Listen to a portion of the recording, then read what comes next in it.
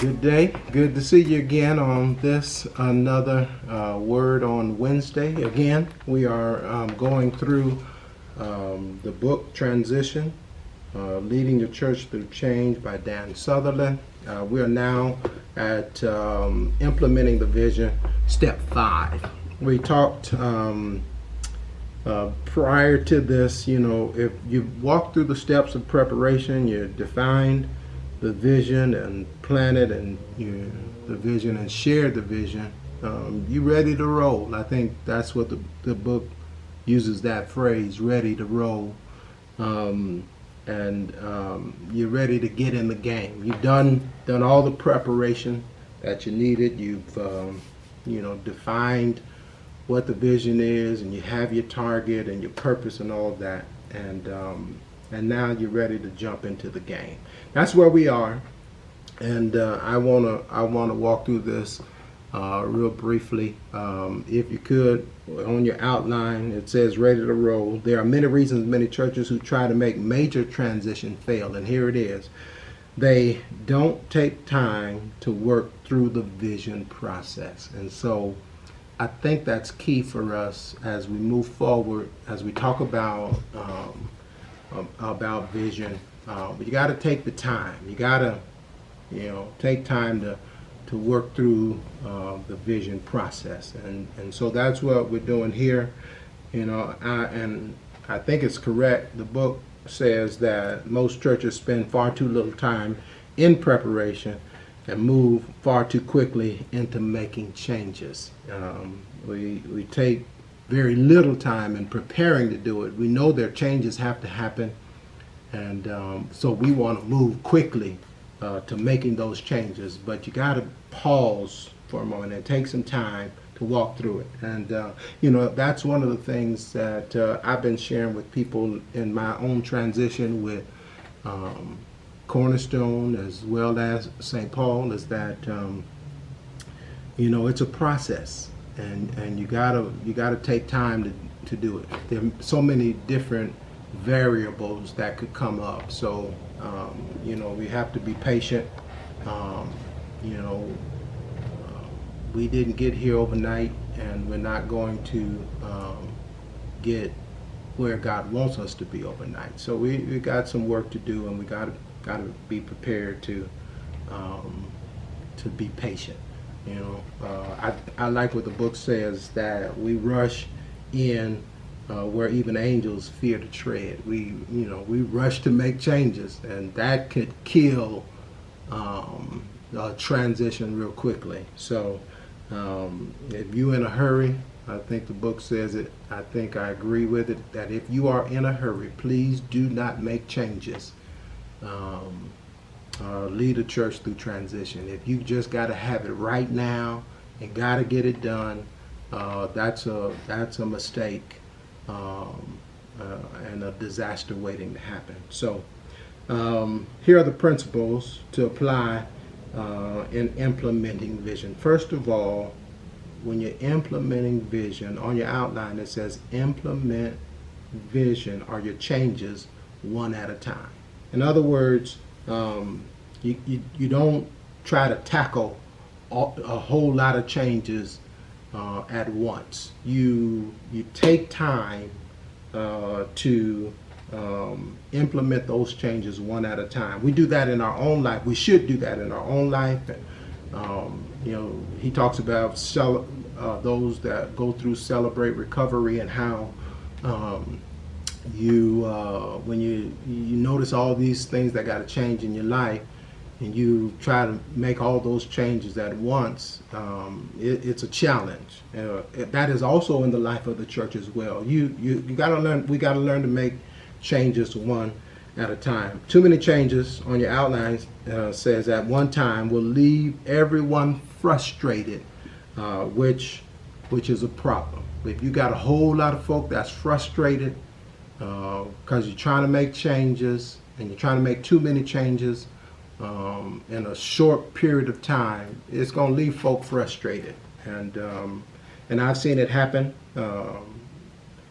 in the life of the church, and I'm sure you have as well. So you got to do it one change at a time is best. Sometimes you can divert from that, but for the most part, people get frustrated when you're trying to do all these different things, and it's not easy to do. You got to slow down. You got to slow the pace.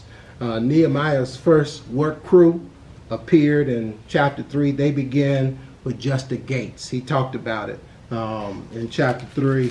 You'll see it. He started at the sheep gate and the fish gate. In verse number 3, it talks about how verse 3, where they were at another gate, but you'll see that he started at the gates. It was strict. It was one at a time. Those gates are important because you can't focus on more than one change at a time. There's an old saying that says, "By the yard it's hard, but inch by inch it's a cinch." If you try to tackle the whole yard, it's going to be hard. If you try to tackle the whole changes at once that you have to make, it's going to be frustrating. It's going to be a challenge. It's going to be difficult.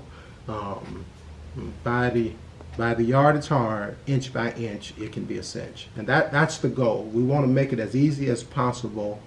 Not discounting the fact that any change that you make is never going to be easy, but you can avert a lot of frustration if you make the decision to go slow, one change at a time.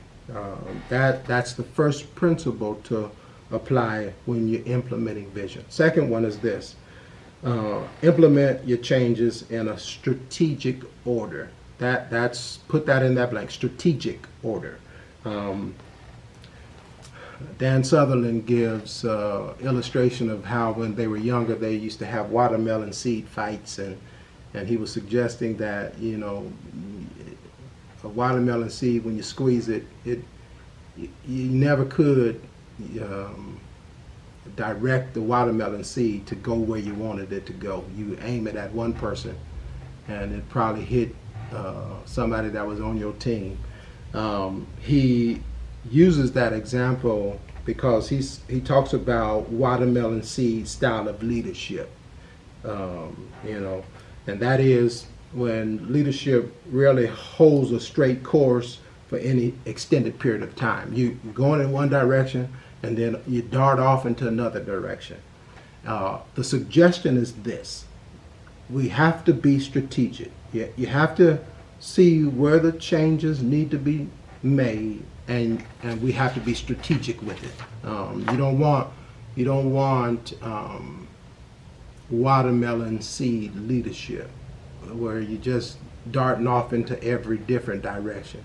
You got to attack some of the changes strategically, and it has to be a certain order, a certain place. When you study chapter 3 and chapter 4, you'll notice the order of changes that are the order of strategy that Nehemiah used. It was first the gates, then they worked on the wall, and then they put the finishing touches third. It was strategic. The gates first, then the wall, and then they put the finishing touches on it. I think it's important that you be strategic in order of importance of what changes need to be made, if any. So what's the order for your church or our church? I love the fact that he starts off in the book by saying, no one but God. And that's on your outline. Put that in that blank, God. No one but God can give you the strategic order of your transition. God knows more than we'll ever know. Our thoughts are not his thoughts, and our ways are not his ways. He knows better than we could ever know, and we have our own idea, but God knows. And so And that's why I love the verse out of James chapter 1 verse 5 that says, if any of you lack wisdom, he should ask God, who gives generously without finding fault, and it will be given to him. In other words, ask God. If you don't understand, if you want wisdom on being strategic on any transition that needs to be made, you first have to start out by asking God. Here it is. If you found God's vision, then we got to trust that God's going to show us the right order to implement change. We can alleviate a lot of challenges if we decide a strategic order. Notice Nehemiah. Gates, wall, he started at gates, fish gate, sheep gate, dung gate, all of that. Then the wall, and then the finishing touches. Strategic. I love that. Strategic. And then you ask God. Ask God for what the order might be. Because who knows best other than God? Father knows best. You all remember that television show. That's just true. Father knows best. So we ask God. That's the order. What's the order? No one but God can give you a strategic order for your transition. Number 2 on that, though, is the order of change is different for every church. What works for St. Paul probably won't work at Cornerstone. One of the challenges that I came up with when I first started pastoring at Rose Olivet, I took a lot of stuff that I got from St. Paul when I left, and I tried to just piecemeal it into Cornerstone. Did not work, because what fit for St. Paul was not a good fit for Rose Olivet, now Cornerstone. So the order is different for every church. Note that. The right plan for change will be unique for every church.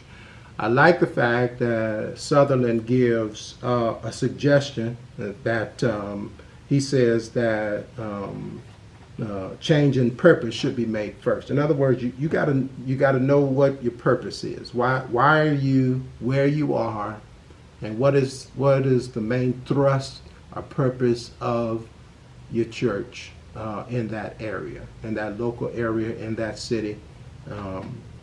And then he says probably target, then strategies and change should be made last. Because if you know your target, now, let's say for instance you're going to make some changes in your worship style, but who are you going after? Who are you going to use for that? That's going to be key. List the changes that need to be made, that you need to make, then put them in strategic order. Number 3, you got to put key leaders to work in visible places. Here's what we know. Nehemiah put his best and most well-known leaders in visible places. And so when you are implementing vision,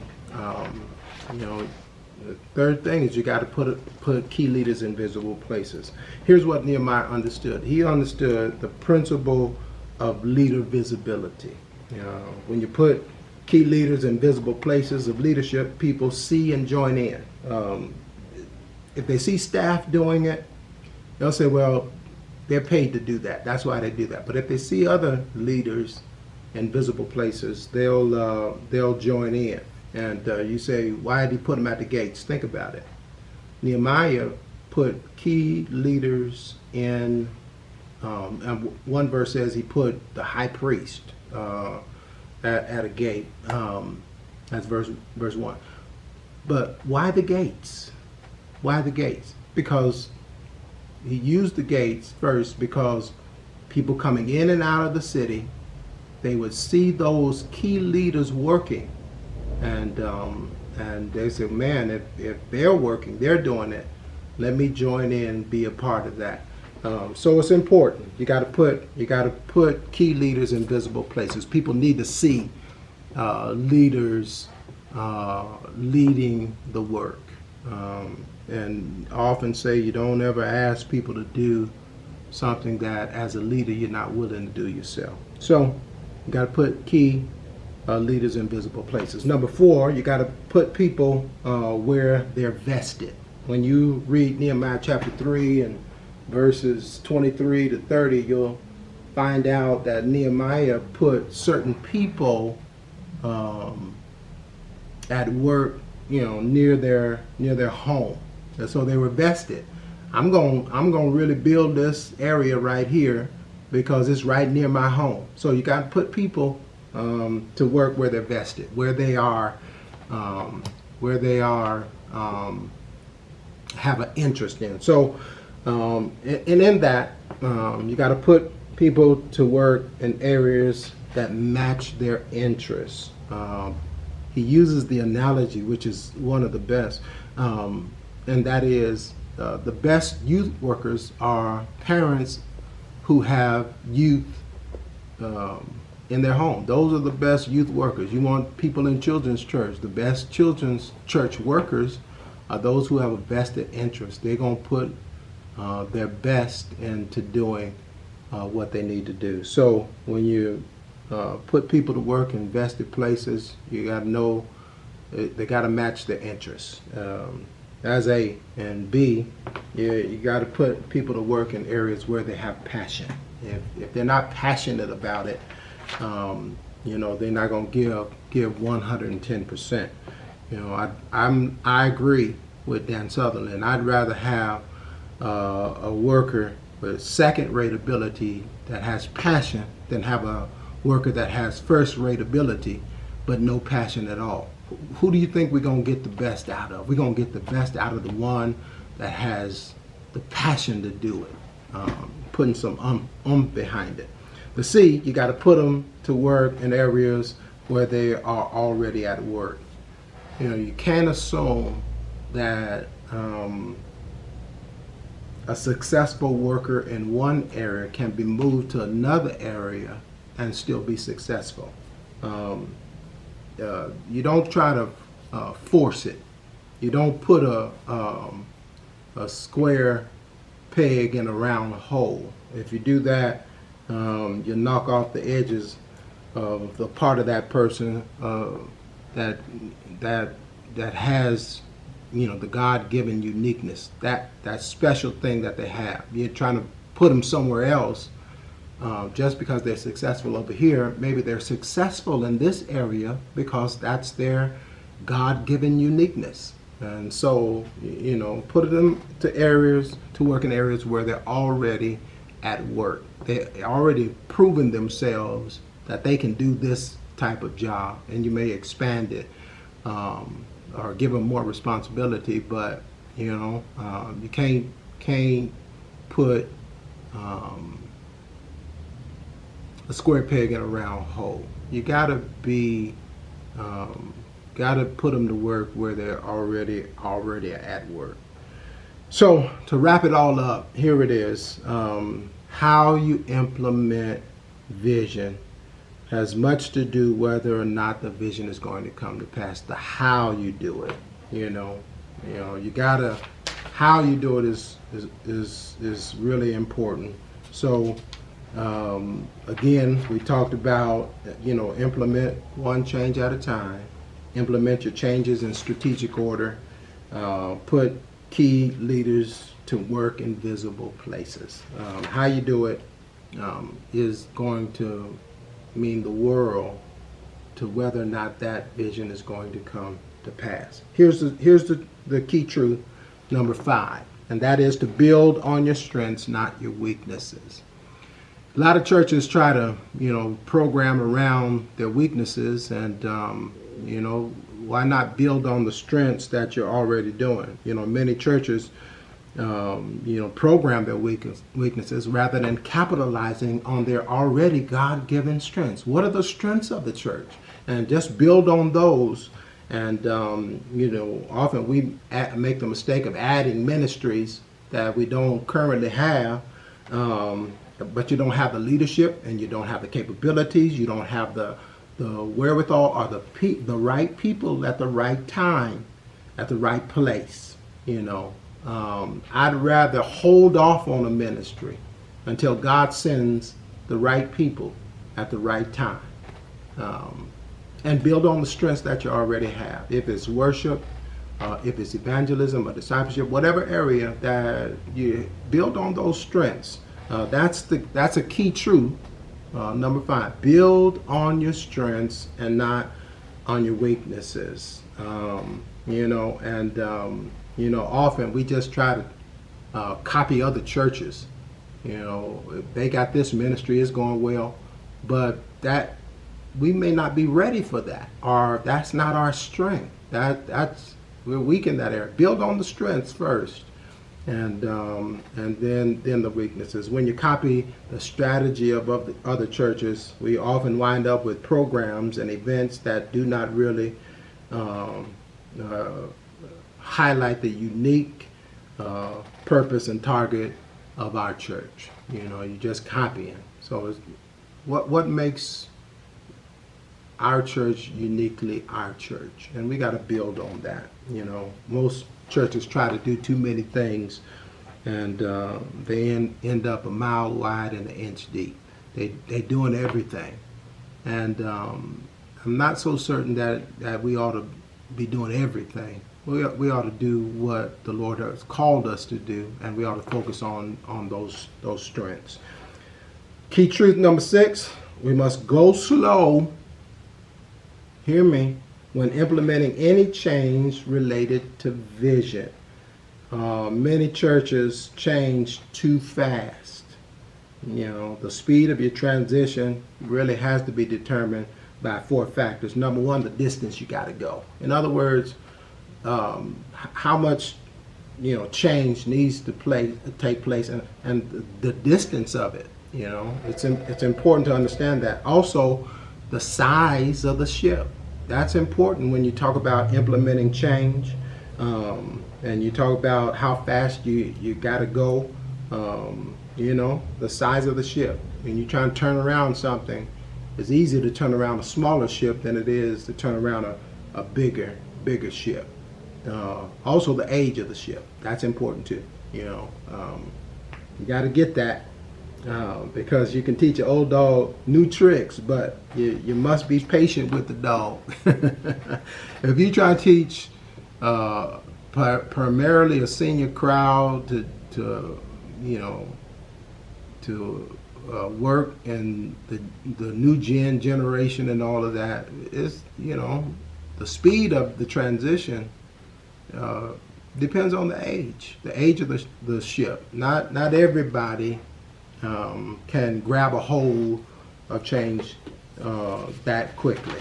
And then 4, the speed of the transition is determined by the toughness of the leader, of the leaders.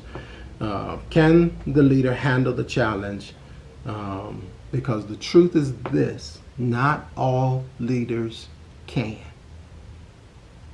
You got to be tough. Got to be able to take it.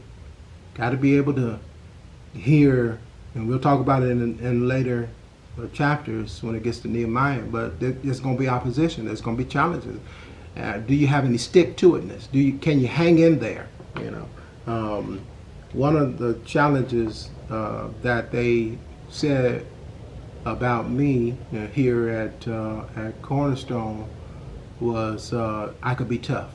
Well, and I agree with that. There's a certain way that I looked at things and I wanted things done, and I learned to have tough skin. I used to stay up all night worried about what people thought and how, if I was going to please everybody. But you already know you can't please everybody. And trust me, I'm not going to try.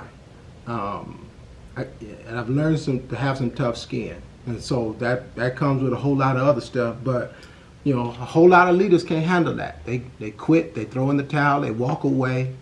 Not good, And Sutherland said it best. He said, many churches are led by insecure leaders who are more concerned about what people think than what needs to be. And that's an insecure leader. I'm so concerned about what you think about me. Well, I don't know. In my lifetime, I've been called every name under the sun. So it don't bother me. My only goal as a leader is to do what God wants me to do. Am I perfect? No. I just know that in my life, it's best to please God than it is to please man. So I hope you get that. So the toughness of the leader, that's how fast you can go, or the speed of, not everybody can handle it. So here it is. I'm wrapping this up. Go slow, go slow, go slow, go slow, go slow, go slow. You got to go slow when making transitions. And I like the way Sutherland said it. He said that at his church, where the Lord allowed him to pastor, he said they took their sweet time, and they said, and they enjoyed the journey. Look, there is some joy that'll come when God gives you vision. Without vision, people perish. We know that. And God gives you vision, and then you start seeing the vision unfold and unpack, and you start implementing that vision. Go slow, enjoy the ride, enjoy the journey. Let God give you the peace, the joy, the contentment. Go slow. It's okay, unless the Lord returns.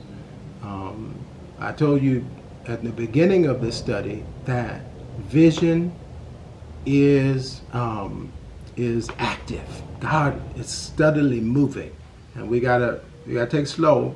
We ain't in a hurry, unless God say be in a hurry. We're gonna be patient and hear from God, and as you implement any kind of changes as a vision. So the question is this: how long will the vision take for your church? I don't know, but God knows. And all I know is that if you just trust God through it, the Bible says it's clear. Trust in the Lord with all your heart. Lean not to your own understanding. And all your ways acknowledge Him, and He will direct your path. We wrap this up. Love you. God bless you. We will see you on next Wednesday.